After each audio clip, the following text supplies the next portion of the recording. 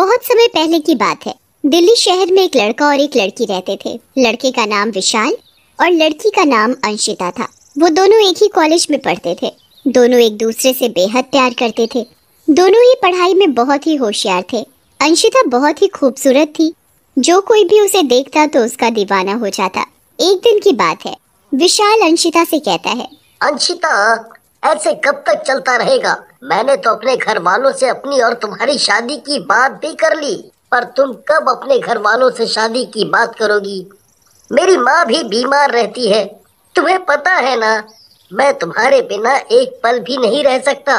अगर तुम मुझसे दूर हो गई तो मैं मर ही जाऊंगा। तुम भी ना कैसी कैसी बातें करते हो जाएगी शादी, कर लूंगी। इतनी जल्दी क्या है अभी शादी की? तुम समझती क्यों नहीं हो? मेरी माँ की तबीयत खराब रहती है और वो चाहती है कि उनके जीते जी ये शादी हो जाए। ये तो नहीं कि तुम्हारी माँ की तबीयत की वजह से मैं शादी कर लूं। और ये कहकर अंशिता वहाँ से गुस्से में चली जाती है। विशाल भी कहता है, पता नहीं ये लड़की कब शादी के लिए मानेगी। और विशाल अपने घर चला जाता है। और घर जाते ही विशाल की माँ विशाल से कहती है, बेटा तूने अंशिता से शादी की बात की? हाँ माँ, पर वो अभी शादी नहीं करना चाहती, पर वो थोड़े ही दिन बाद मान जाएगी। माँ विशाल की बात सुनकर चुप हो जाती है और वो अपने कमरे में सोने चली जाती है। और अगले दिन विशाल माँ से कहता है, माँ मैं कॉलेज जा रहा हूँ, आने में थोड़ी देर हो जाएगी। और ये कहकर विशाल कॉलेज चला जाता है।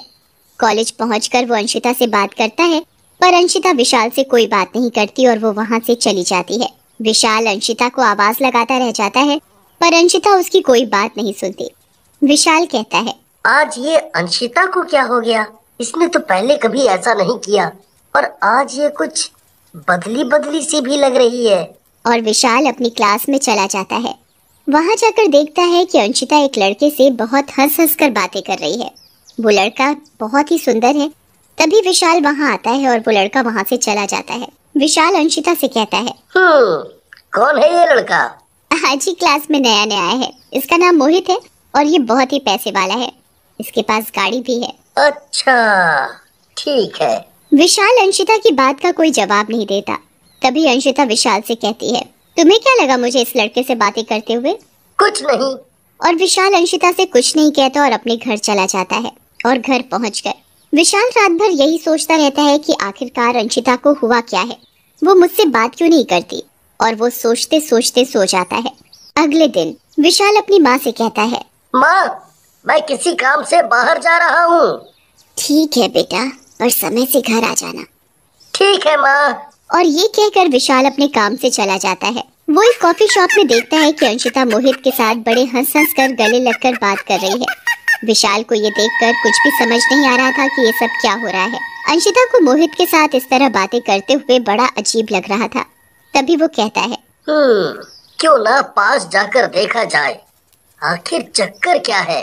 और मोहित पास जाकर देखता है तो वो उनकी बातें सुनकर हैरान हो जाता है। अंशिता मोहित से कह रही थी, मोहित तुम मुझसे कब शादी करोगे? जब तुम बोलो, अगले हफ्ते, ठीक है? हाँ ये ठीक है। तुम्हें पता है मैं तुमसे कितना प्यार करती हूँ। मैं तुम्हारे बिना नहीं जी सकती। अगर तुम मुझे नहीं मिले तो मैं मर जाऊंगी। ऐसा कुछ नहीं होगा। अब तो हमारी अगले हफ्ते शादी है। अब तो खुश हो? हाँ क्यों नहीं, मैं बहुत खुश हूँ। तभी मोहित कहता है, अच्छा अब मैं चलता हूँ। और ये कहकर मोहित वहाँ से चला जाता है। तभी दूर खड़ा उन दोनों की बातें विशाल सुन रहा होता है और अंशिता विशाल को देख लेती है और वो कहती है, अच्छा है मोहित इसके आने से पहले चला गया। वो विशाल से कहती है, तुम कब आए? मुझे बताया भी नहीं कि तुम यहाँ आने वाले हो। इसमें बताना क्या?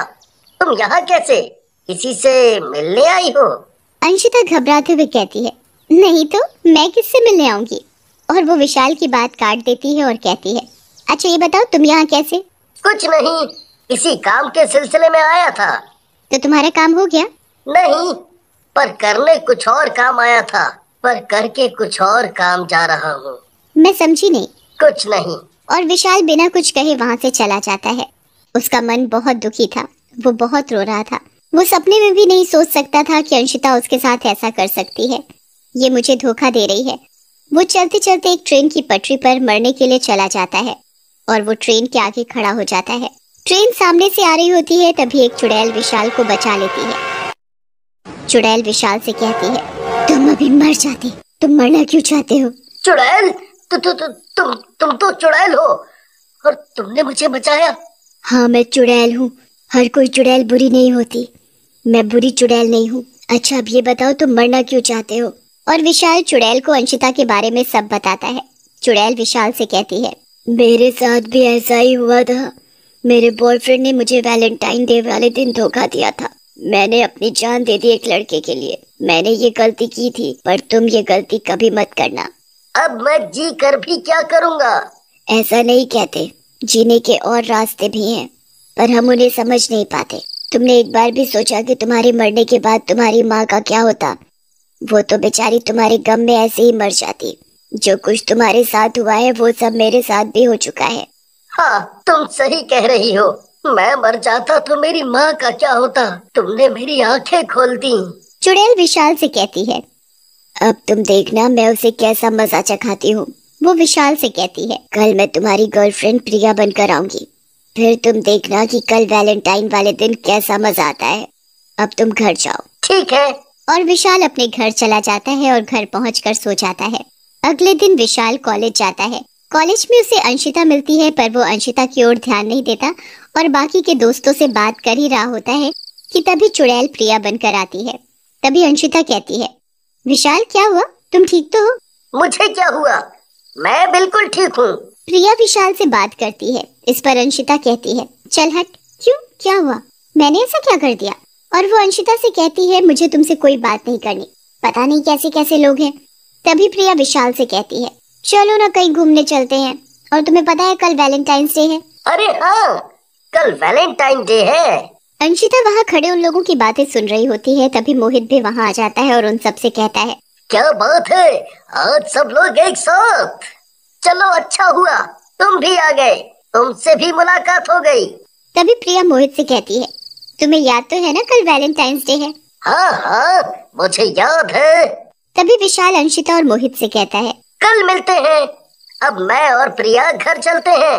तभी रास्ते में चुड़ैल विशाल से कहती है, देखा तुमने अंशिता को, कैसे मुझसे चिढ़ रही थी, इसे तो मैं कल बताऊंगी।